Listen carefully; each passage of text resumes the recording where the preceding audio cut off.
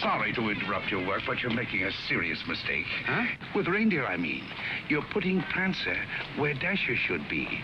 And Blitzen should always be on my right-hand side. He should, huh? Yes, and another thing. Donna's antlers have 4 points instead of 3. But I don't suppose anyone would notice that except me. No, I don't suppose so. Say, who are you? My name is Kringle. Kris Kringle. Well, glad I could be of help. Goodbye.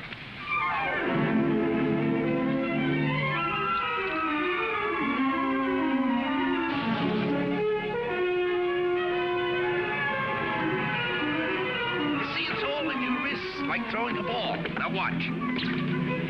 See? Mrs. Walker, that new Santa Claus you hired is wonderful. Where'd you find him? We answered the ad along with 100 others. He is good, isn't he? Well, the parade's ready to start. You coming? I'm going home and getting a hot tub. I may just stay there until next Thanksgiving. But you've worked so hard on the parade. If I want to, I can see it from the roof of my apartment. Bye.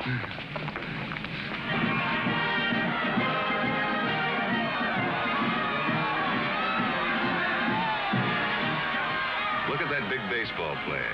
He was a clown last year. They just painted him different. My mother told me.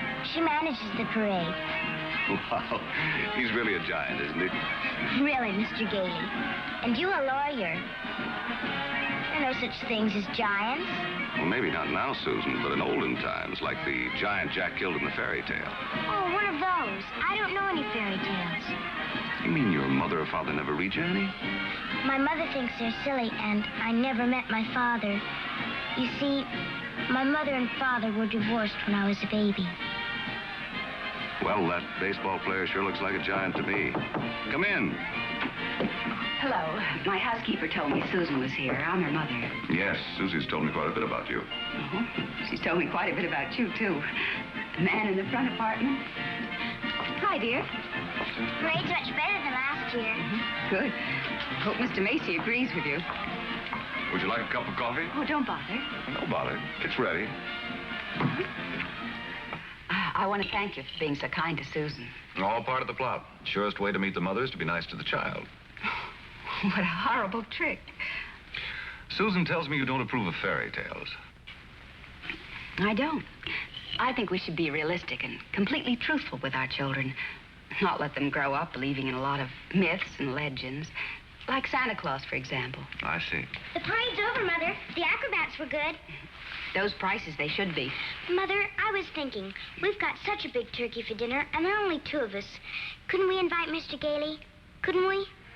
Oh, dear. Oh, please don't bother. I'll just get a sandwich or something. It's an awful big turkey. Oh, it's not that, dear, but I'm sure Mr. Gailey has other plans. No, he hasn't. Have you? Well, as a matter of fact, to be truthful and completely realistic with the child, I must say I haven't. Please, Mother, please. Didn't I ask her all right, Mr. Gailey? Well, that all depends. Dinner's at 3 o'clock. Susan, you asked just right.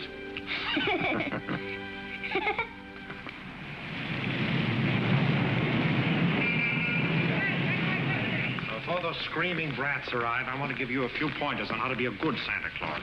Go ahead. Now, here's a list of toys we have to push. You know, things we've overstocked. You'll find that a great many children are undecided as to what they want for Christmas. When this occurs, you immediately suggest one of these items. You understand? I certainly do. All right, here they come. You get up there and go to work and memorize that list. And remember, be jolly. You're working for Macy's. Imagine that. Making a child take something he doesn't want just because he bought too many of the wrong toys. That's what I've been fighting against for years. And what's that, Pop? Trying to commercialize Christmas. And a Merry Christmas to you. Now then, what's your name, little boy? Peter. And what do you want for Christmas, Peter? I want a fire engine just like the big ones, only smaller. It's got real hoses and squirts real water. I won't do it in the house, only in the backyard, I promise. Now, Peter, I see you're a very good boy, so you'll get your fire engine. You see, I told you to get me one. Yes, dear. Well, look, you wait right over there. Mommy wants to thank Santa, too. What do you mean by saying a thing like that? I've been all over town trying to find that kind of of a fire engine. Macy doesn't have one. Nobody's got one. But you can get those fire engines at the Acme Toy Company on West 46th Street. Only $4.50. Wonderful bargain. Oh, I follow the toy market pretty closely. Macy's sending other people to other stores? Well, the important thing is to keep the children happy. Whether Macy's or somebody else sell the toy, that doesn't matter, does it? Don't you feel that way? Me? Sure, but I didn't think Macy's did. I don't get it. I just don't get it. Oh, yes, we have skates. Nice, shiny skates, and they're very good indeed. But I don't think they're the kind of skates you want. Now, they have really wonderful skates at Gimbals.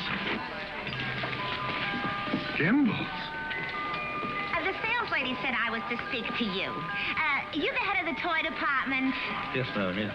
Well, look, I want to congratulate you on Macy's and this new stunt you're doing, sending people to other stores. To think that a big store like this puts the spirit of Christmas before the commercial. I haven't done much shopping here before, but from now on, I'm a regular Macy customer. Gimbals? And when you come to see me at Macy's, I shall tell you all about the wonderful toys. This seems awful silly, Mr. Gailey. Well, maybe you'll feel differently after you've talked to Santa Claus. Goodbye, and Merry Christmas. Now, what's your name, little girl? Susan Walker, what's your name? Mine, Kris Kringle. I'm Santa Claus. You don't believe that, do you? You see, my mother is Mrs. Walker, the lady who hired you. But I must say, you're the best-looking one I've ever seen. Thank you.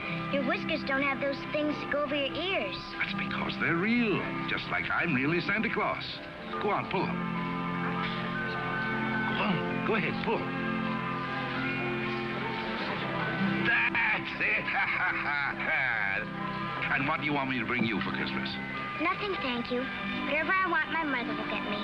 Sensible and doesn't cost too much. Susan, dear, I think you've taken up enough this gentleman's time. Your maid had to go home. Her mother sprained her ankle. She asked me to bring Susan down here for you. Yes, she phoned. I thought as long as we were here, we might as well talk to Santa Claus. He's a nice old man, Mother. And his whiskers are real, too. Yes, dear. A lot of old men have real whiskers like that. Susan, if you'd like to go over and look at the dolls, I'll be with you in just a minute. I want to talk to Mr. Gailey. I didn't think there was any harm in saying hello to the old gent. I'm sorry. Well, I think there is harm. I tell her Santa Claus is a myth, and you bring her down here to meet a very convincing old gentleman with real whiskers. What's wrong with that? By filling her full of fairy tales, she'll grow up to believe life is a fantasy instead of a reality. She'll keep waiting for Prince Charming to come along, and when he does, he'll be a... We were talking about Susie, not you. Whether you agree with me or not, I'll have to ask you to respect my wishes.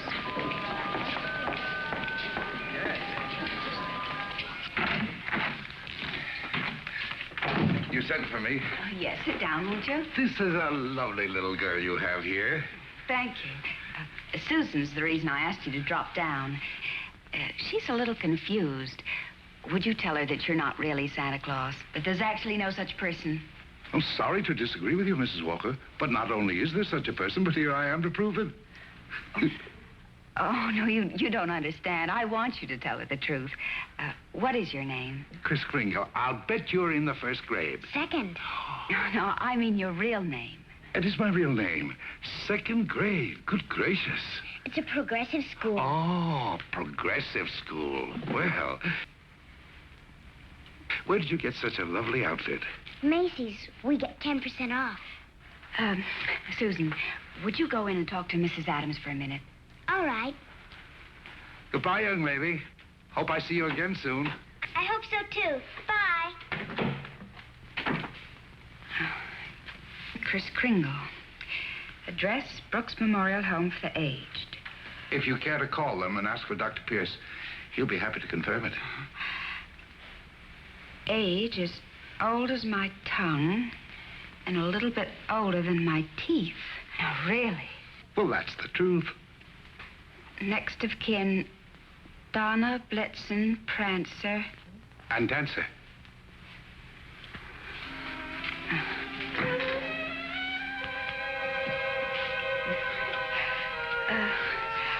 I'm sorry, Mr. Kringle. Yes, well, I'm afraid we're going to have to make a change. You see, the Santa Claus we had last year is back in town, and, well, I feel I owe it to him to, Have I done something wrong? No. Excuse me. Yes? Mr. Macy wants to see you immediately, Mrs. Walker. Oh, yes, right away. You'll have to excuse me. Miss Adams will give you your voucher on the way out, and you'll receive a full week's salary.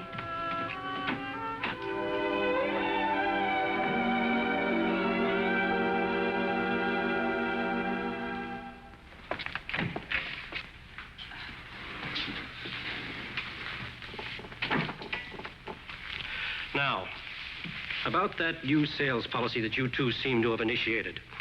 It would have been better to clear it with the sales department first, don't you think? Mr. Macy, Macy's Santa Claus sending customers to Gimbel's. Preposterous. What? Yet, we cannot quarrel with success. Telephone calls, telegrams, over 500 parents expressing their undying gratitude to Macy's. So as a result, I've decided to make this the new sales policy for the entire store. If we haven't got what a customer wants, we'll send him where he can get it. In this way, Macy's will be known as the store with a heart. The store that puts public service ahead of profits. And consequently, of course, we'll make more profits. Well, I just want to express our appreciation and to tell you that in your Christmas envelopes, there'll be a more practical expression of our gratitude. Thank you, Mr. Macy. That'll be all. Thank you. Oh, and tell that wonderful Santa Claus of yours that I haven't forgotten him either. No, never mind. I'll tell him myself. In the morning.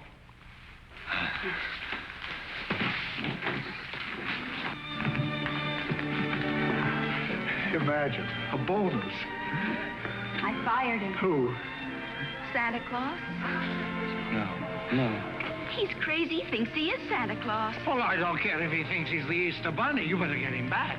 Well, it's too great a risk. He might have a fit or something. I tell you, the man's insane. Maybe just a little bit insane. Mr. Sawyer. What? We'll get Sawyer to examine him. He's a psychologist. That's what he's being paid for, to examine the employees. Can't get him back. He's already gone. Well, then you better scoot after him and get him, because if you don't, we're going to have a very unmerry Christmas. Oh, Mr. Kringle. I'm afraid I acted rather hastily and perhaps unfairly. This other Santa Claus, well, Mr. Macy has found something else for him to do, and, well, we want you to stay on. Well, this is mighty good news. You see, Mrs. Walter, for 50 years or so, I've been more and more worried about Christmas. Christmas is not just a day, it's a frame of mind, and that's what they've been changing. Well, I'm glad you're taking me back. Maybe I can do something about it. And I'm glad I met you and your daughter. You're my test case. We are? Yes, in a way, you're the whole thing in miniature. And if I win you over, well, there's still hope. If not, I guess I'm through. But I'll try, and I'm warning you, I don't give up easily. Oh, but Mr. Kringle, first thing in the morning, could you report to Mr. Sawyer's office for a little examination? Mental examination? Well, partly, yes. Oh, I don't mind. I've taken dozens. Haven't failed one yet. Yeah.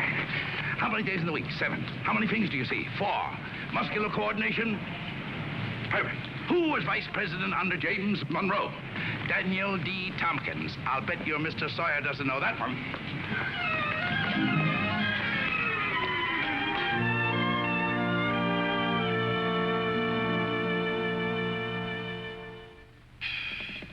How much is 3 times 5?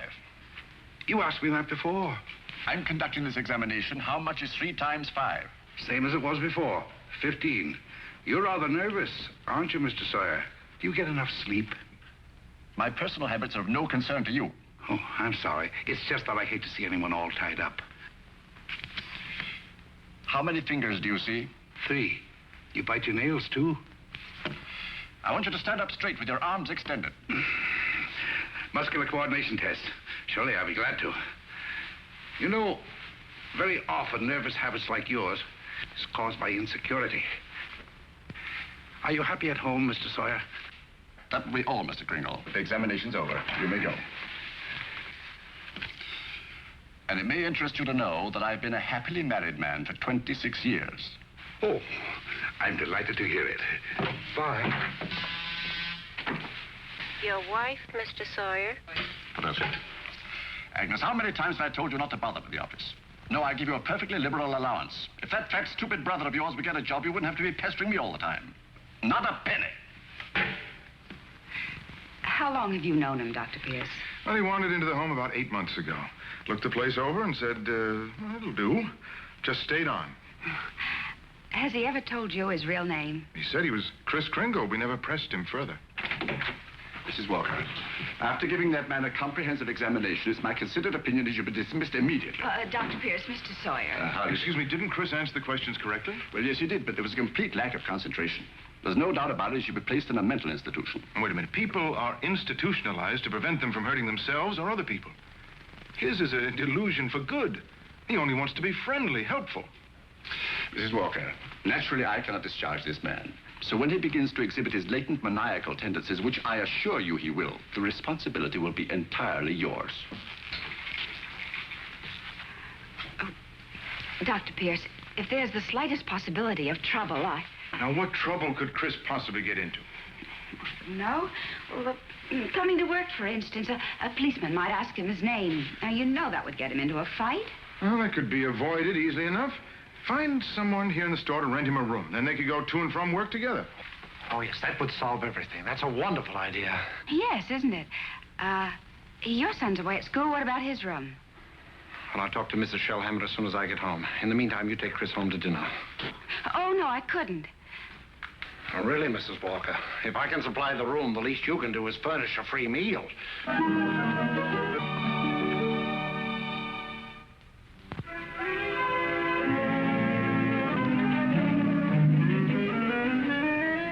What sort of games do you play, Susan?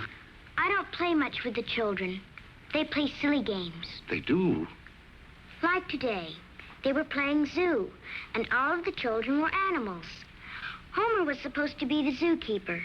He said, "What kind of an animal are you?" I said, "I'm not an animal. I'm a girl."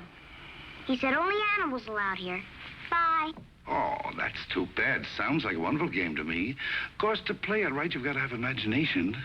Do you know what imagination is? That's when you see something and it's really not there. Well, yes. But I believe imagination is a place by itself. Yeah, you know, like, well, you know the British nation and the French nation. Well, this is imagination. Say, how would you like to make snowballs in the summertime? Or drive a bus down Fifth Avenue, Or be the Statue of Liberty in the morning, and in the afternoon, a flock of geese flying south? Well, the first place, you'd have to learn to pretend. That's imagination. Now, the next time they play zoo, you tell Homer you're a monkey. But I don't know how to be a monkey. I'll show you. Now, stand up. First, you bend way over. That's it. Keep your arms loose. Now, then you scratch. On the contrary, the firm of Hazlitt, Sherman, and Hazlitt has been very good to me. But being an exceptional lawyer, I want to open my own office. Naturally. We're having our first lesson in pretending, and we're doing pretty well, too. She'll be having nightmares for weeks. But you'll be having a lot of fun in the daytime. Hello? Oh, Mr. Shellhammer, that's fine. The Shellhammers have a room for you. That's very kind of them, but I've accepted Mr. Gailey's offer to stay with him. Mr. Gailey. I'll get the meat. Oh, thank you, Mr. Shellhammer, but it seems he's made other arrangements. Yes, well, goodbye. Well, here we are. Steak. No, it's venison. A friend of mine at the office gave it to me. What's venison? Oh, deer meat. If you don't like it, I have eggs for you. Could I have eggs, too? Venison, you know, I couldn't. Oh, I forgot. Well, there must be something you want for Christmas. Something that even your mother doesn't know about. Why don't you give me a chance? All right. Good. That's what I want for Christmas. A doll's house like this? No, a real house. A real house? If you're really Santa Claus, you can get it for me. And if you can't, just a nice man with a white beard like Mother says. Well, just because every child doesn't get his wish, that doesn't mean there isn't a Santa Claus. That's what I thought you'd say. But what could you possibly want with a house like this? Live in it with my mother. You have this lovely apartment. But I want a bad backyard in a swing and she can't get it, huh? I didn't say that. Well, it's a tall order, but I'll do the best I can. May I keep this? Mm-hmm. Good night, Susan. Good night.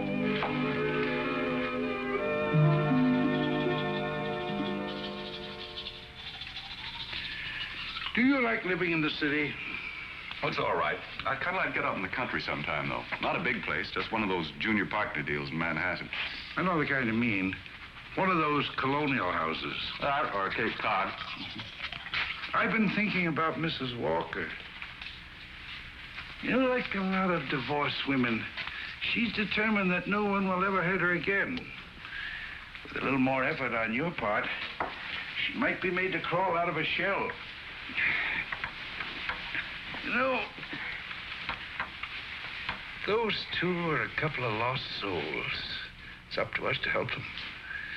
I'll take care of Susie if you'll take care of her mother. It's a deal. Good. You ready? Oh, no, you don't. I'm not going to be cheated that way. All my life I've wondered, and now I'm going to find out. I'm going to learn the answer to the question that's troubled the world for centuries. Does Santa Claus sleep with his whiskers inside or out? Always sleep with them out. Cold air makes them grow.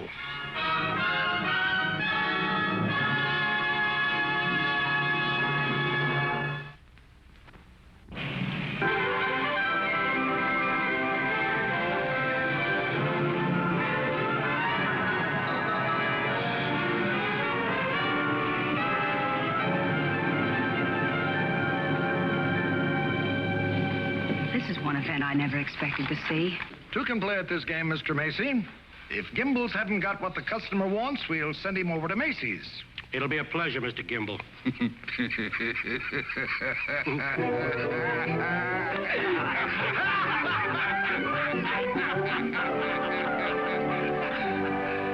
There they sat, adult but children still, children at heart. It was summer, warm, glorious summer. The end. Did you like that story, Susan? Mr. Kringle, do you think I'm going to get my house for Christmas? Well, I can't promise, but we mustn't give up hope. Good night, Susan. Tomorrow evening, I'll read you another story. I can't. I've got to go to school. Isn't this vacation? Yes, but this is what they call a required function. Required function? The Fillmore Progressive School requests your presence at a special performance of a Christmas play to be given in the modern manner. What does that mean? A Christmas play without Santa Claus. Well, a Christmas play without a Santa Claus? The performance will be followed by a short address. Subject, exploding the myth of Santa Claus. The guest speaker will be Mr. Albert Sawyer.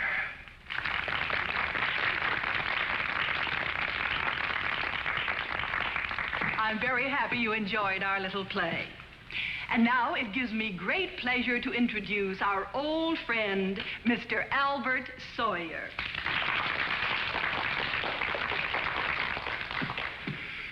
Parents and young people, it's thrilling indeed to see so many happy, smiling faces. I know you're all looking forward to a joyous Christmas.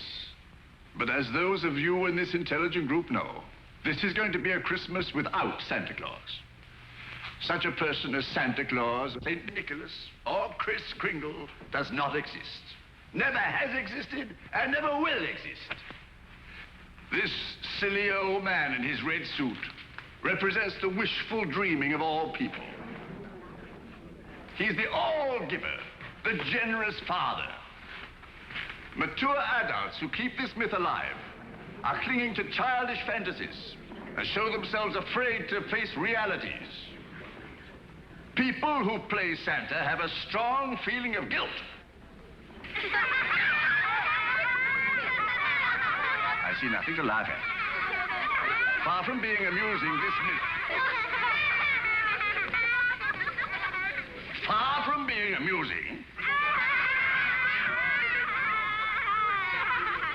Far from being amusing, this myth is actually harmful.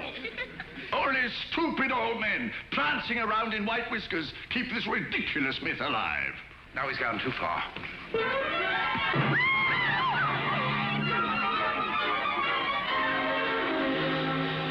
He became violent because I attacked his delusions, and he'll do it again. Well, if you ask me, I think we ought to get an outside psychiatrist to examine him. Then you better do it right away before Mr. Macy hears about it. Oh, that's right. You explain it to Mr. Kringle. After all, you're his Oh, friend. no, I can't. Well, I've grown very fond of him, and this is going to hurt him deeply. I just can't. All right, what can we do? I think I have it. You tell Kringle Mrs. Walker wants him to leave at once in order to have some publicity pictures taken with the mayor. I'll have a car waiting outside, and once we get him in the car, we'll drive him straight off to Bellevue Hospital. Yes, that'd do it. I'll ride up front with the driver.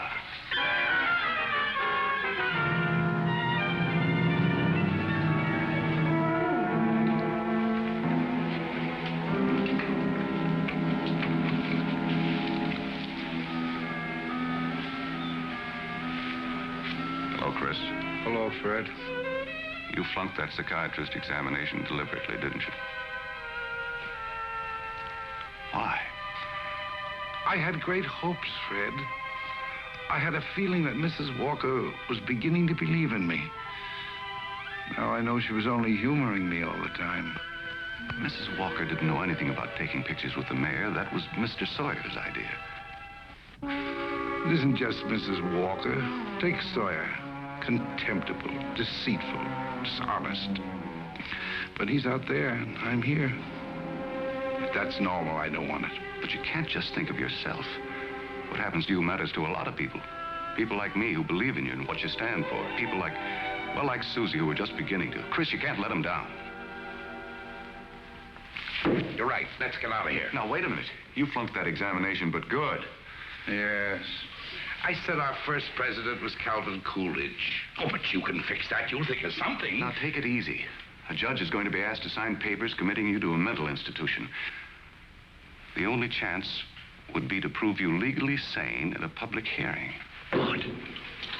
I can think of nothing better. Don't you see? That will settle the question once and for all.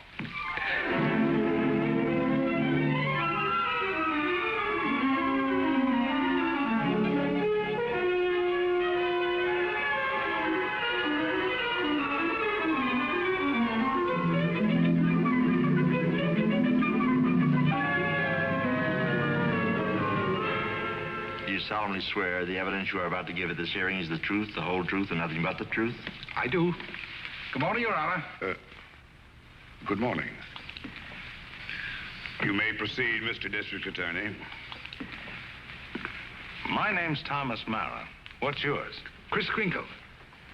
Oh. Where do you live?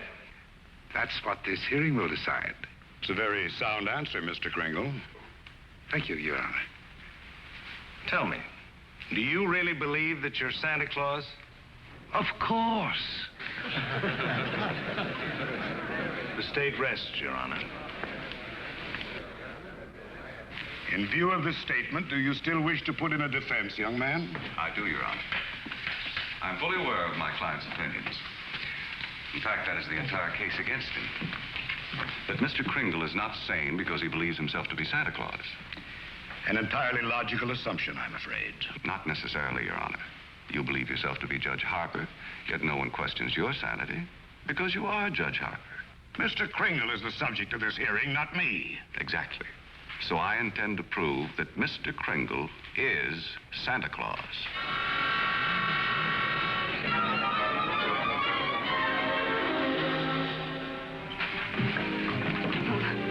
What does Mr. Hayslip, Sherman, and Hayslip say about the trial? That I was jeopardizing the dignity of the firm, that I either dropped the case or they dropped me. So, leaving me no choice, I quit. Oh, Fred, you didn't. Well, I can't let Chris down. He needs me, and all the rest of us need him. Darling, he's a kind, wonderful old man, but... Well, you can't throw away your career because of sentiment. I'm not throwing a career away. I'll get by. I'm a darn good lawyer. This doesn't shake your faith in me, does it? This is a question of common sense, not faith. Faith is believing in things when common sense tells you not to. I wish you could let yourself believe in people like Chris, and in fun, and love, and joy, and all the other intangibles.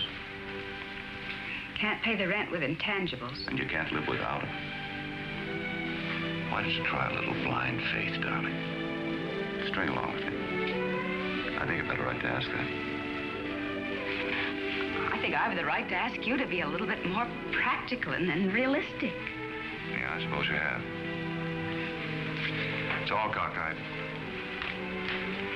Here we are, as close as two people can possibly be, and yet there's a loneliness about it. I've tried my best. I know you have, darling, and so have I. But we're going to need a lot more than each other's arms. And somehow I just don't think we've got it.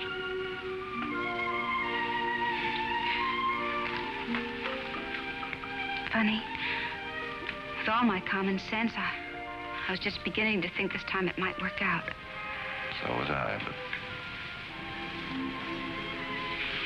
Can I help you trim the tree? Thanks, I can do it. Well, good night. Good night.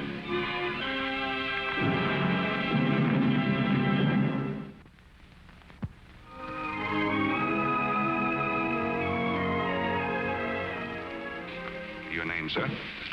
R.H. Macy. Do you recognize this man? Yes, he's an employee of mine, Kris Kringle. Do you believe him to be of sound mind? I certainly do. Mr. Macy, you're under oath. Do you really believe that this man is Santa Claus?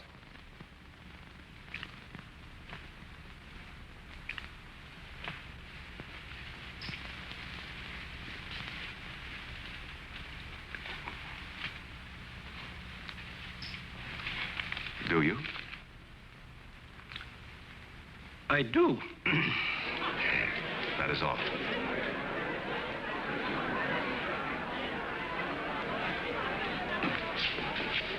You are fired.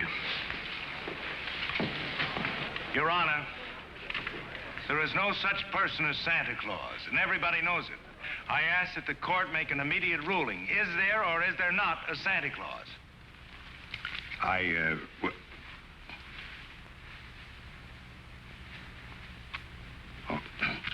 This court will take a short recess to consider the matter. I don't care about the law. I'm talking about politics. You go back in there and rule that there's no Santa Claus, we won't be even able to put you in the primaries. Charlie. I'm a responsible judge. How can I seriously rule that there is a Santa Claus? All right, go back in there and rule there isn't. The kids read about it, so they don't hang up their stockings. So what happens to all the toys that are supposed to be in them stockings? Nobody buys them. Oh, the toy manufacturers are gonna love that. What about the Christmas card makers, the candy companies? Oh, boy, are you gonna be a popular guy. And what about the Salvation Army? They got a Santa Claus on every corner. Henry, I'm telling you, if you go back in there and rule that there's no Santa Claus, you can count on getting just 2 votes. Your own and that district attorney's out there.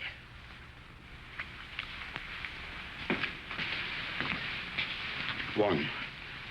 District Attorney's Republican. The court will rise.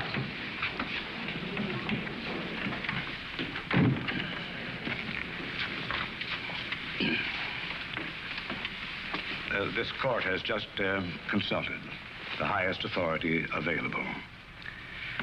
The traditions of American justice demand a broad and unprejudiced view of such a controversial matter. And therefore, this court is determined to keep an open mind and hear the evidence from either side. But can my opponent produce any evidence in support of this contention? Your Honor, I can. Will Thomas Mara take the stand? Who, me? Thomas Mara, Jr. Thomas Mara. Hi, Daddy.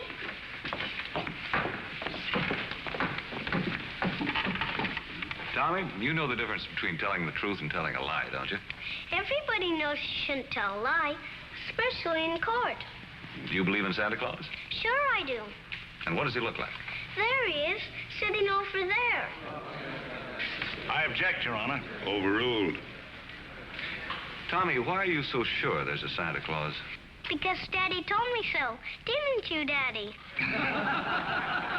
And you believe your daddy, don't you? Sure I do. Daddy wouldn't tell me anything that wasn't so. Would you, Daddy? Thank you, Tommy. Bye, Daddy.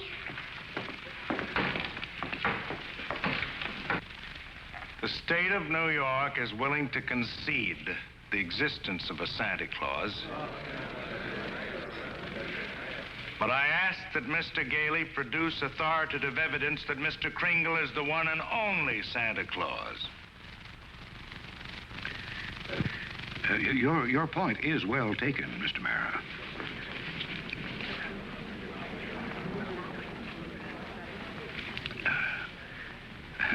Mr. Gailey, are you ready to show that Mr. Kringle is Santa Claus? On the basis of competent authority? Not at this time, Your Honor. I ask for an adjournment until this time tomorrow. This court stands adjourned till 3 o'clock tomorrow afternoon. That's all ready. What are you doing?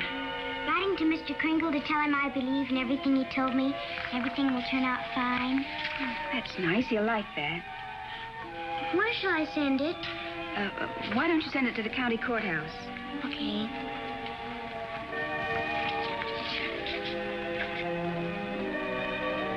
What did you write, Mother? I believe in you, too, Doris. Go take your bath now.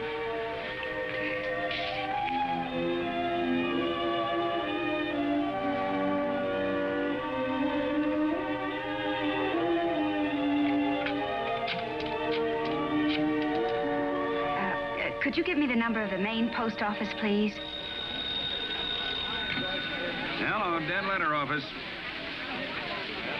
Are you kidding? We got maybe a couple of 100,000. Yes, ma'am, we sure would. Hey, lady, that's not a bad idea. Thank you.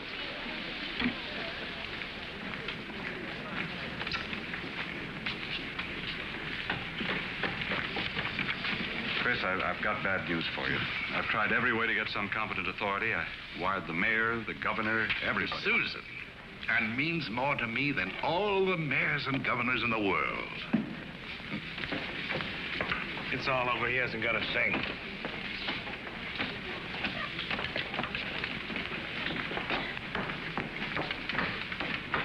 Your Honor, the defense has yet to produce one bit of authoritative proof that this man is really Santa Claus. And in view of the fact that it is Christmas Eve and we're all anxious to get to our homes, I ask that these commitment papers be signed without further delay. Mr. Gailey, have you anything further to offer? I should like to submit the following evidence, Your Honor. It concerns an official agency of the United States government.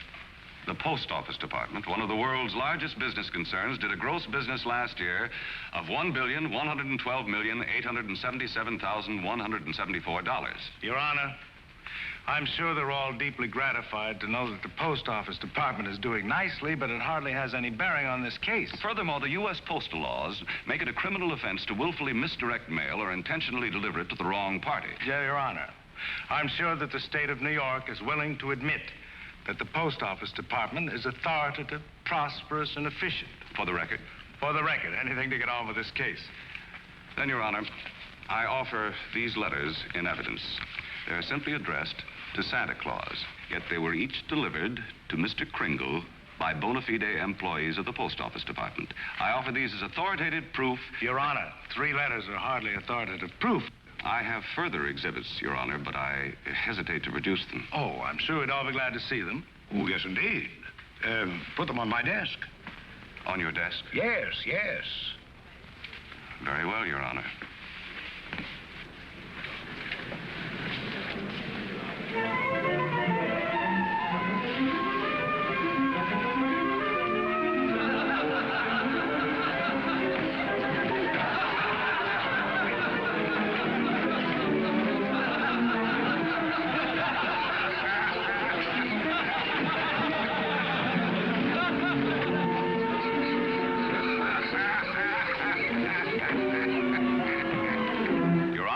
Every one of these letters is addressed to Santa Claus, and the post office has delivered them to my client. Therefore, the United States government recognizes this man, Kris Kringle, as Santa Claus. If the United States of America believes this man is Santa Claus, then this court will not dispute it.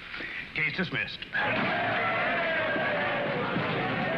you, Your Honor, and a Merry Christmas to you. And a Merry Christmas to you, Mr. Kringle. Oh, I got your note. It made me very happy. Oh, I'm glad, Chris. Won't you come to dinner tonight? I know. I'm working tonight. You see, it's Christmas Eve. Merry Christmas!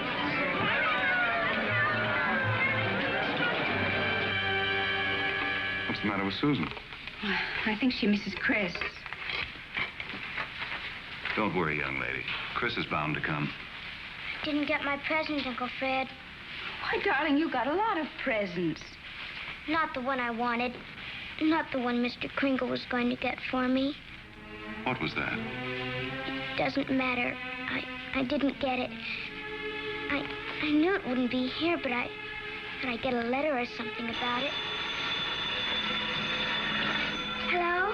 Hello, Susan. Merry Christmas. Well, it wasn't really a promise. I said I'd do my best. You couldn't get it because you're not Santa Claus, that's why.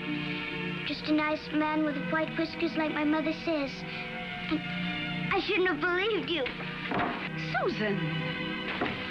Merry Christmas, Chris. I'm sorry Susan is disappointed in me. Oh, she'll be all right. Here's Fred. Merry Christmas. Where are you? Out at the home. Fred, we're giving a little party this afternoon. Will you bring Mrs. Walker and Susan out to help us celebrate? Of course I will. Now, you turn off the parkway at Seymour. Drive 3 blocks, then turn onto Ashley Drive. You'll see it on the right. Got it. Bye. Susan, I was wrong when I told you not to believe in Mr. Kringle. You must have faith in him. But he didn't get me that. That doesn't make sense, Mother. Oh, faith is believing in things even when common sense tells you not to. I mean, even though things don't work out the way you want them to the first time, you still gotta believe in people. I'll try.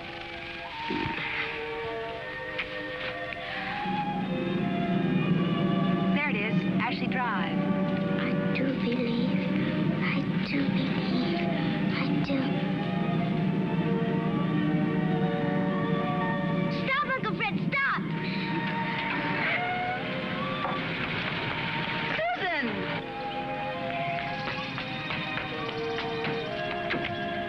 Susan!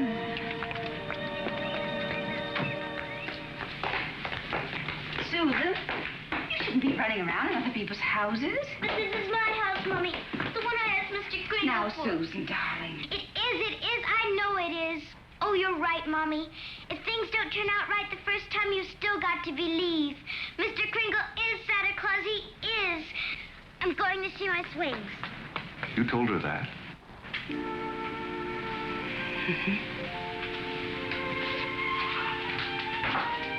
The house seems to be for sale. We can't let it down. Oh, Fred. Darling, I always believed in you. It's just my ridiculous common sense. Well, it even makes sense to believe in me now. I take a little old man and legally prove that he's Santa Claus. Now, you know.